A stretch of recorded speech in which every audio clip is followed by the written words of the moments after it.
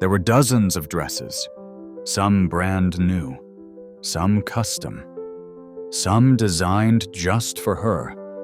But there was one dress, tucked in the back of the wardrobe. Zendaya had never worn it. And every time she tried, she remembered why.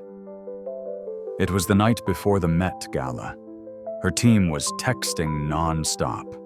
Styling assistants, makeup artists, designers, PR reps. Every corner of her apartment was full of motion and fabric, satin, silk, lace, velvet. It was a museum of beauty and brilliance. But she stood in front of the closet, still, alone. Because at the very back of all that glamour, wrapped in plastic, draped in silence, was the one dress she had never touched. Her stylist called out from the next room. "Z, you good? We're voting on heels." But she didn't respond. Her eyes were fixed, not on the latest Dior, not on the sparkles, but on a simple, midnight blue dress. No brand tag, no red carpet history, just a small handwritten note inside the collar. "In case you ever forget how beautiful you are." It wasn't from a designer. It was from someone else, years ago, before the movies, before the magazine covers, before the world called her a style icon. She was just Zendaya, a girl with braces, with a closet full of borrowed dreams. And he had bought her that dress. They weren't dating, not officially. They were just something. The kind of something that isn't written down, but never disappears. He had seen her freeze in dressing rooms. He had seen her pull jackets tighter when cameras flashed. He had seen her cover her mouth when she smiled too wide. So one day, quietly, he left the dress on her bed.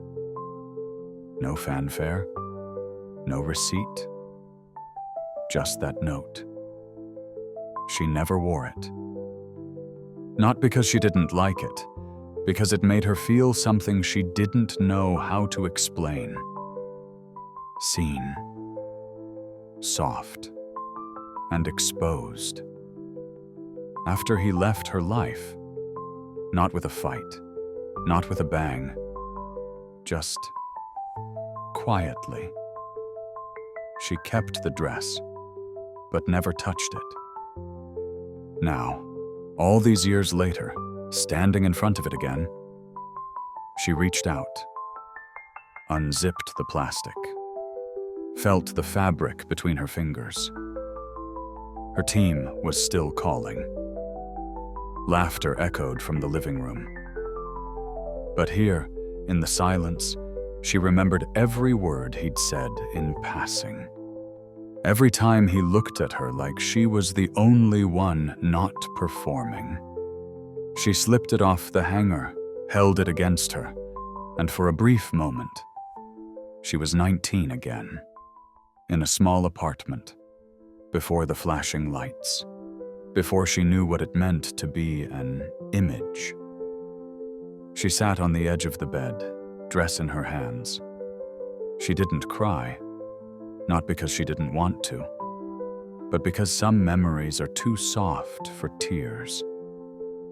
She folded it, gently, placed it back in the plastic, hung it back in the closet, and whispered, "You were right. I just didn't believe it then." At the Met Gala, she wore something else. Bold, beautiful, exactly what people expected. She smiled, posed, slayed. But that night, when she returned home, heels in hand. She opened the closet again, not to wear the dress, just to make sure it was still there. Because some dresses aren't for red carpets. Some are stitched with silence and sewn with things we weren't ready to feel.